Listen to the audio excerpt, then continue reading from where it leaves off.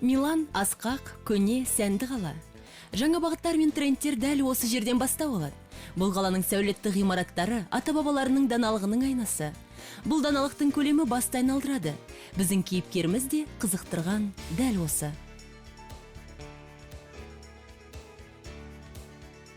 Еуропада саяхаттап жүріп, бұл қалаға бейжай қарау мүмкін емес. Кейіпкеріміз оған бір көргеннен ғашық болған деген ойға қалдық. Оқуын бітіріп, отбасын құрғаннан кейін, біздің кейіпкеріміз күйеуімен бірге Қазақстанның кәсіпкерлері үшін әлеуметтік хабардар бизнес жобасын жасап шығарады. Ендеше, Дианамен және оның Миландағы өмірмен танысайық.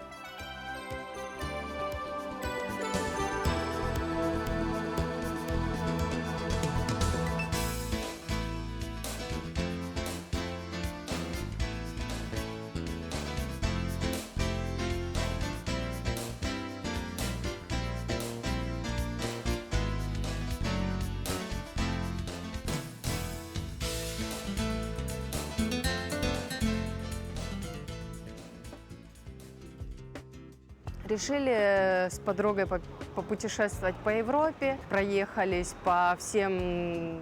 Құрбымен бірге Европаға саяхат жасауға бел буып, көне құрлықтың көптеген қаласынан өттік. Бұл Венеция, Париж, бірақ маған осы қала, Милан қатты ұнады. Мұнда Париждегідей адам көп емес. Венеция секілді өте тыныш емес.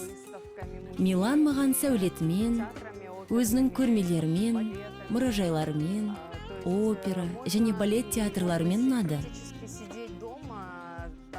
Яғни үйде отырып-ақ ғаламтордан бүгін Андреа Бочеллидің концерті болатынын көріп, киініп бара саласың. Себебі мұнда мәдени бағдарламалар ауқымды ұйымдастырылады.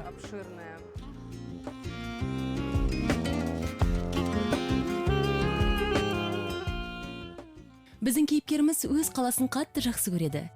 Тарих рухымен безендірілген, гауһартас секілді тарихи, сәулетті жауһарларға толы көшелермен баяу жүріп өтетін мүмкіндік туып жатса, жібермейді. Ендеше, қаламен бірге танысайық.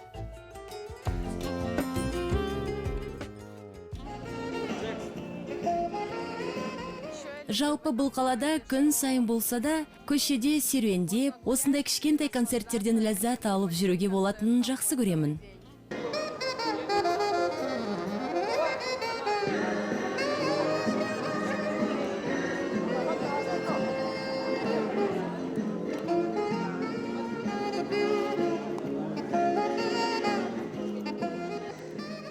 Көше музыканттары әлемнің кез келген қаласында бар. Олар өз шеберліктерімен нәпақаларын тауып жүр. Оларды бір-бірінен тыңдармандарына деген көзқарастары ғана ажыратады. Миландық музыкант бұл ең алдымен өткен кеткеннің назарын бірінші орынға қоятын шоумен, бірақ тиынмен өтелетін алғысқа да қарсы емес.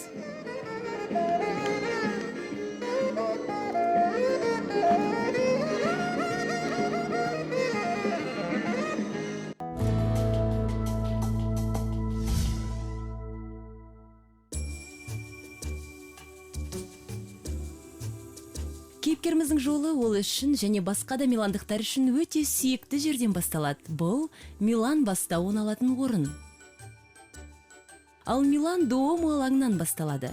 Дәл осы жерден қаланың нышаны италиялық готиканың жауһары, сәулетті және әдемі Санта-Мария Нашенте шіркеуі көтерілген. Оның құрылысы 1386 жылы бастау алып, 5 ғасырға созылыпты. Ол ақ мәрмәрден жасалған.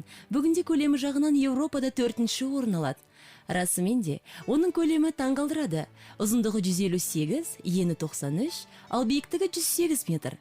Шіркеудің сыртын 2000-нан астам мәрмәр мүсіндер, 135 ірі шілтерлі өрнекті сүмбелер және басқа да ұсақ нәзік ою өрнектер сәндеп тұр.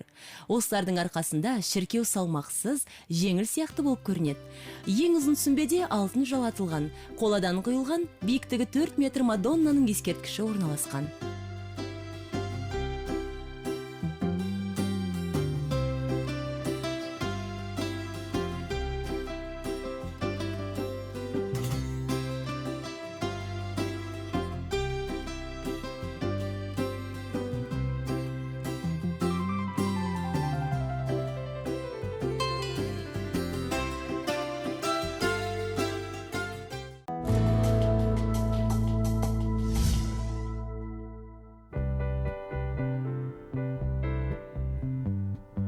Өзге елде дос қандай болуы мүмкін? Адамдарды қандай тақырып біріктіруі ықтимал? Олар қалай тіл табысады? Достар бұл рухани туыстар, ортақ ойлар және ашық жүректер. С Дианой мы познакомились около 5 лет назад. Нас познакомили наши общие знакомые, которые организовывали вечер, посвященный России и российским традициям. Диана екеуміз шамамен 5 жыл бұрын таныстық. Бізді Ресей мен орыс дәстүріне арналған кешті ұйымдастырған ортақ достарымыз таныстырды. Біз тез-ақ тіл табыстық. Кейін біз ортақ құрбымызбен бірге Миландағы қазақтардың жиналысында кездестік. Себебі қанша дегенмен біз орыс тілді халықтармыз. Ортақ әңгімелеріміз көп. Ортақ дәстүрлерімізді, мәдени ұғымдарымызды талқылаймыз. Менталитетіміз қанша дегенмен басқа халықтарға қарағанда ұқсас.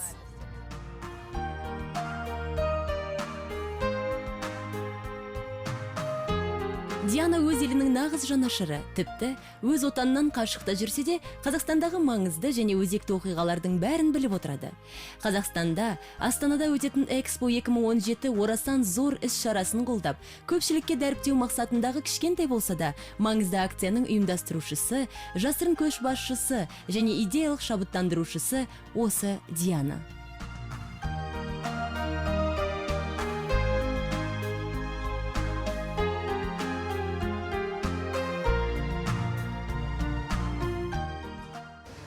Еще я люблю в Милане этот замок, замок Сфорцеско. Мы часто сюда приходим гулять с семьей.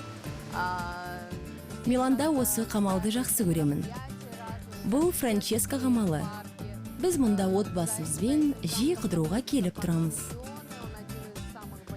Мұнда әртүрлі іс-шаралар жиі өтеді. Балалар саябағы секілді. Бұл қамалдың артында Миландағы ең үлкен саябақтардың бірі Симпионы тұр. Сондай-ақ бұл жерде көп ұлттар жиналатындықтан жаныма жақын, осы жақта өз дәстүрлерін, қалай өмір сүретінін, қалай демалатынын, қалай ас дайындайтынын көрсетіп, бар асханасын ұсынады. Би олардың дәстүрі. Әр қайсысы өз елдерінің ерекшелігін көрсетеді. Шамасы, қалада маған ең жақын, ең сүйікті жерім осы шығар. Маған жетпей жүрген, жүрегімді мәңгі қалатын Қазақстанды әрқашан есіме аламын.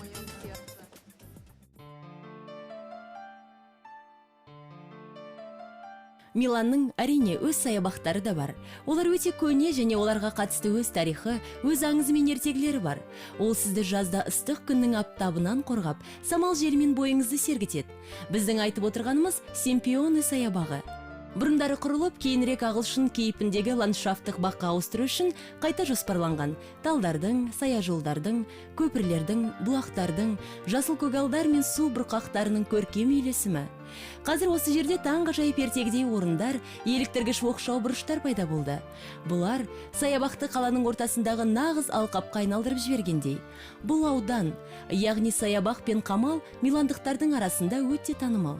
Мұнда барлық маңызды оқиғалар тойланып, әлемнің түкпір-түкпірінен қатысушылар келетін сайыстар мен жәрмеңкелер өтеді.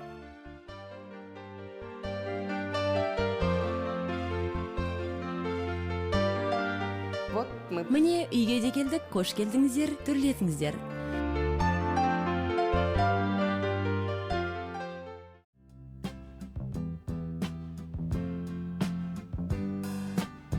Вот моя дочь. Бұл менің қызым Жазель, 1 жас 8 айда. Ал мына кісі күйеуім Александра.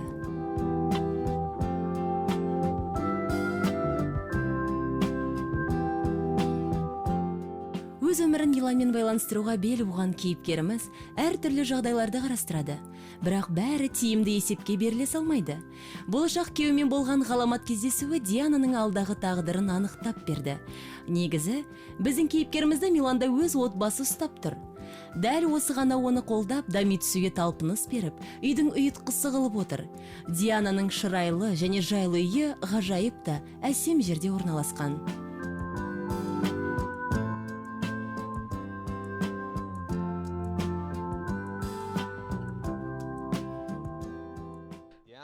Ci siamo incontrati circa 3 anni fa a Genova, non era a Milano. Lei stava a Milano, stava facendo gli studi, io ero a Біз Genova. Дианамен осыдан 3 жыл бұрын Ла Специя деп аталатын кішкентай қалада таныстық.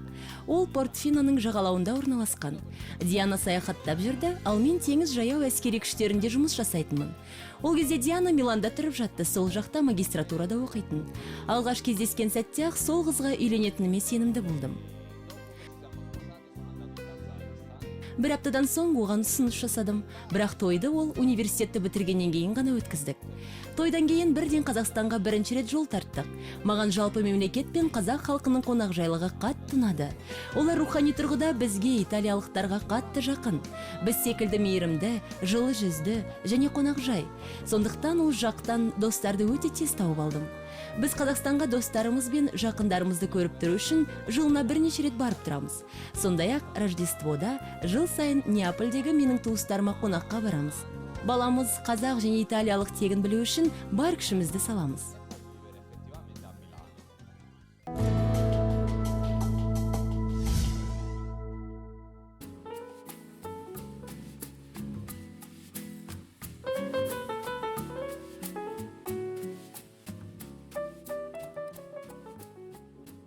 Қазақстанға келіп нарықты зерттеп шамасына баға берген соң, Диананың күйеуі қазақстандық тұтынушыларға арналған стартап жүргізеді. Бұл уақытқа дейін оқуын бітірген Диана күйеуіне қосылып, отбасылық жобаны бірге іске асыруға бел буады.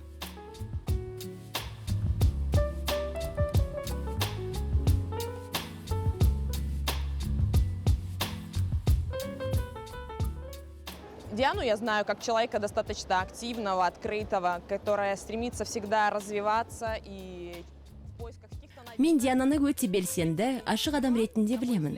Қашанда дамып, жаңа ізденістерге ұмтылып жүреді. Жалпы Милан, менің ойымша, ол үшін өте оңды қала. Өйткені бұл қала көрмелерге, дизайнға, мәдениетке бай. Қазір қала тарихи емес, керісінше өнеркәсіптік, жаңа дүниенің бәрі Миланда ұсынылады. Өз идеяларын алға қарай жылжытқысы келетін адам мұнда суда жүзген балық секілді оңтайлы жерде болуы тиіс. Себебі бір нәрсеге қол жеткізіп, өз дарыныңды көрсету үшін бұл жерде мүмкіндік көп.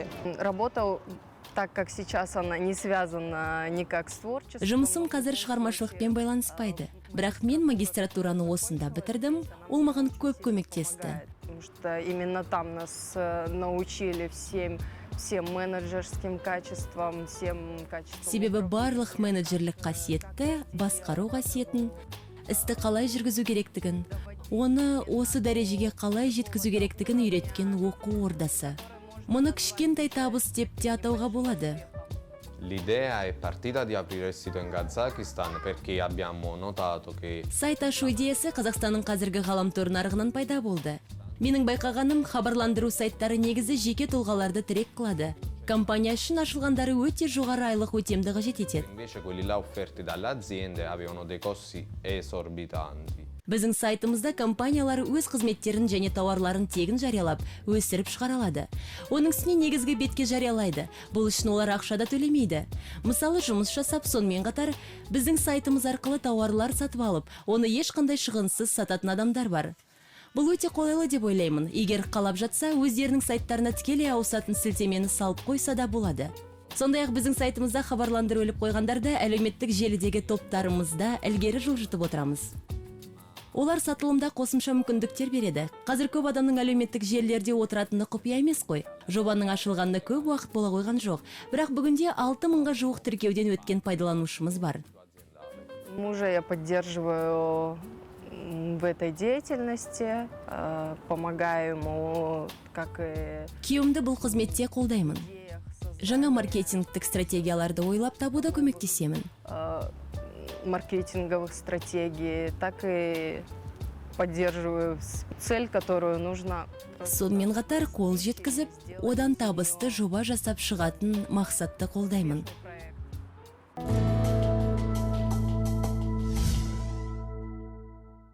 Диана, естественно, дорожит своими культурными традициями, и, в принципе, с ней впервые я попробовала... Диана әрине өз мәдениетін, дәстүрлерін бағалайды. Оның арқасында өмірімде бірінші рет қазақтың ұлттық тағамы бешбармақтың дәмін таттым. Оны Миланда өзі жасады. Ол жақта керекті ингредиентті іздеп табу үлкен қиындық тудырады деп ойлаймын. Ол таң сәрісінен бері дайындағандықтан бұл мені үлкен әсерде қалдырды. Өзіне жақын саналатын нәрсені көрсету үшін ол көп уақыты мен күшін сарқып, бірнеше сағатын жіберді. Ал мен үшін ол жаңа дүние болды. Диана бұл тұрғыда, яғни басқа адамдарды қуанту үшін көп уақыты мен күшін жіберуге дайын. Орнына бір нәрсе аламын деп те ойламай, өзінде барын береді. Что-то взамен. Готовлю сейчас мое любимое блюдо. Называется оно... Менің сүйікті тағамымды дайындап жатырмыз. Ол спагетти аласколио деп аталады. Жалпы қазақ асханасында мұндай тағам жоқ. Бастапқыда тамаққа шарапты қосу қызық болып көрінді. Кезінде менің енем маған көп нәрсені үйретті. Италиялық тағамдарды дайындауда салт дәстүрлерін меңгеруде қол ұшын тигізді.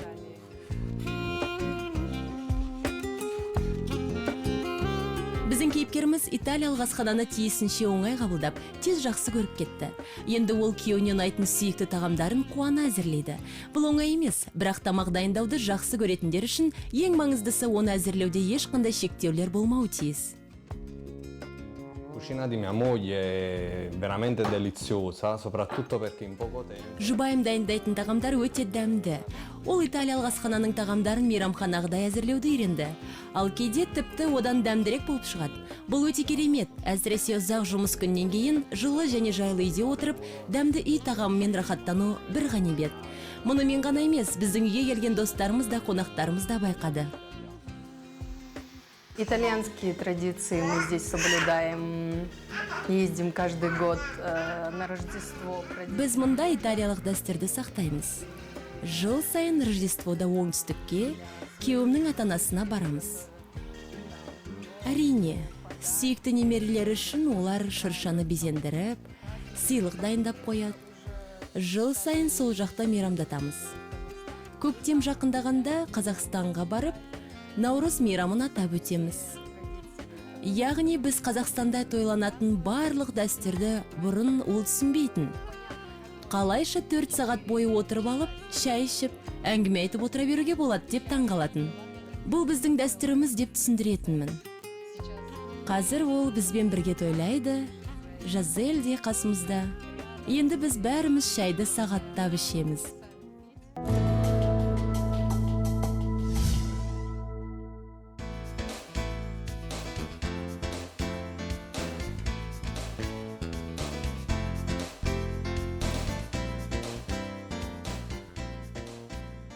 Біздің кезекті іс-сапарымыз бен кезекті бағдарламамыз аяқталуға жақын. Кейіпкермен қоштасу қашанда қиын. Милан бізге ұсына алатын дүниенің бәрін көре алмағандай әсерде қалдық. Мұндай тамаша қаланы, оның сәулетті ғимараттарын және оның тұрғындарын зерттеу үшін көп уақыт қажет. Әрине, Дианамен және оның жанұясымен танысқанымыз қаланы толық аралай алмағанға қатысты өкінішті басады. Біз Диананың жұмысымен таныстық. Бұл өте тамаша. Қазақстаннан мыңдаған шақырым қашықтықта Италияда жүріп ақ, отанының жағдайына терең берілу бұл құрметке лайық. Бұл біздің де жанымызды жылытады. Кейіпкеріміз өз отанымен байланысты үзбек емес, сондықтан жақын арада тағы да кездесеміз деген үміт бар.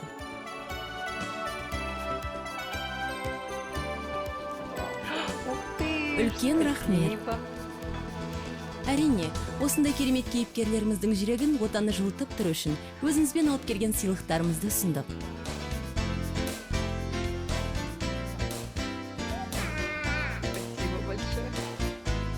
Всем казахстанцам желаем счастья, процветания. Барлық қазақстандықтарға бақыт, өркендеу, махаббат және денсаулық тілейміз. Сау болыңыздар, достар. Келесі кездескенше.